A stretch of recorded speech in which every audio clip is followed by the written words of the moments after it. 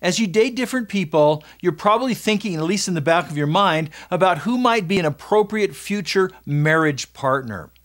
Now, a lot of people ask me, how do I evaluate that? What am I really looking for? What really matters? In our culture, it's just going to be the romantic spark. But in real relationships, I want you to consider that there are three key elements that you should be evaluating in every dating relationship.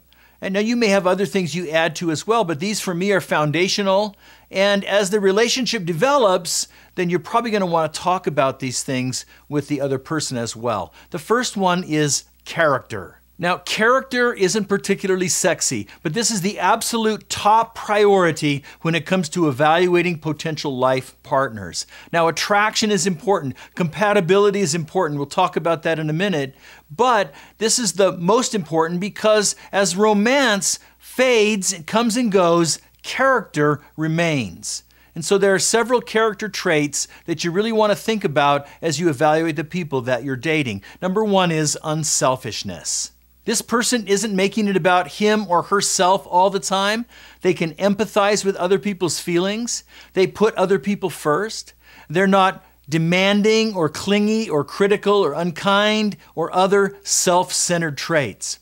Then the second thing you want to look for is humility. This person is able and willing to receive correction. They're willing to learn from others and to look at things from other people's point of view. They really value other people. And then the third character trait that I always look for is integrity. This is not just about telling the truth, although that's vitally important, but this person is the same when they're around you as they are when they're around others. That they display the same values and the same perspective, the same behavior when they're in the workplace or out in the town or whether they're in church on Sunday. Now, one more to consider, and that is self-discipline. Now, nobody's perfect, but you're looking for, is this person able to manage his or her own life? Without being obsessive, their life is more orderly than chaotic. That they have the ability to say no to their whims and to defer gratification.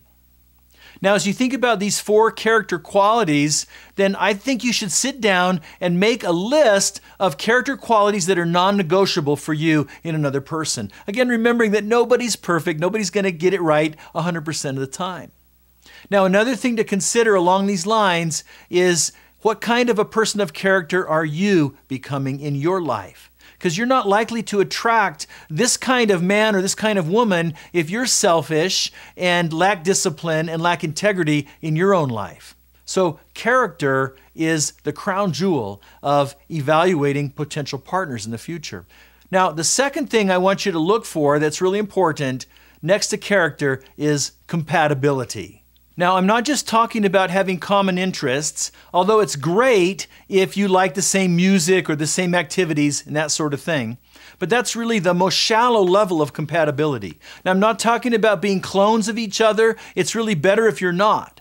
But you need to share at least some basic level of compatibility in two key areas of life. The first one is your values. Values define what is most important in your life. These are the non-negotiables that if you don't share them with another person, then it's going to make having an intimate relationship and a common life together really hard if you have different sets of values. And so when I started dating again, I sat down to evaluate what are my values and what then would be important for me to be compatible with somebody else about. And so I made a list of things like generosity, hospitality, doing ministry, staying active, eating right, things like that. And I decided that I'm going to surface those values pretty early in a relationship so that my date could discern whether they want to invest further in a relationship with me. And along with compatibility and values, the second area that's so important that you share together with someone else if you want to have a future with them is spiritual identity. By this, I don't mean that both of you are Christians, although that's very, very important. It's hard to have compatibility if you are pursuing two different worldviews in life. But more than that, what does it mean for you to be a person of faith? What does your Christianity mean to each one of you? Is Jesus at the center? You're passionate about him? Or is he just a faith, just another interest in life? Is the Bible the authoritative word of God that guides everything? Or is it just full of helpful suggestions? And are you comfortable with the style and the emphasis of the church that your potential partner attends? And if not, why not? Those are all things that speak to the most basic levels of spiritual identity. You want to be compatible at those deeper levels. And so it starts with looking for a person of character. And then secondly, you're looking for areas of deep compatibility. And then the third thing, which by the way, most people put first, is chemistry. I'm talking about a spark of attraction and excitement between two people. Now, romance will certainly come and go in any long-term relationship, and love is certainly much, much more than romantic attraction.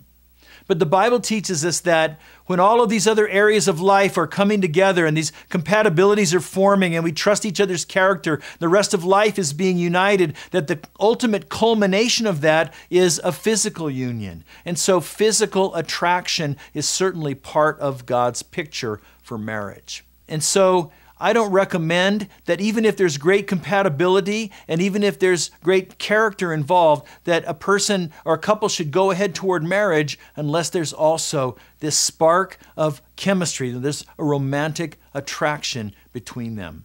Now listen, if you are falling for an infatuation or you get tired of waiting for that right person to come along, then it's probably going to be pretty hard for you to apply these standards of evaluation. But if you will do them, if you will look at relationships through these lenses of character, compatibility, and chemistry, then you're going to spare yourself a lot of heartache in the future, and you're going to set yourself up for potentially a great, unified, amazing relationship in marriage with another person.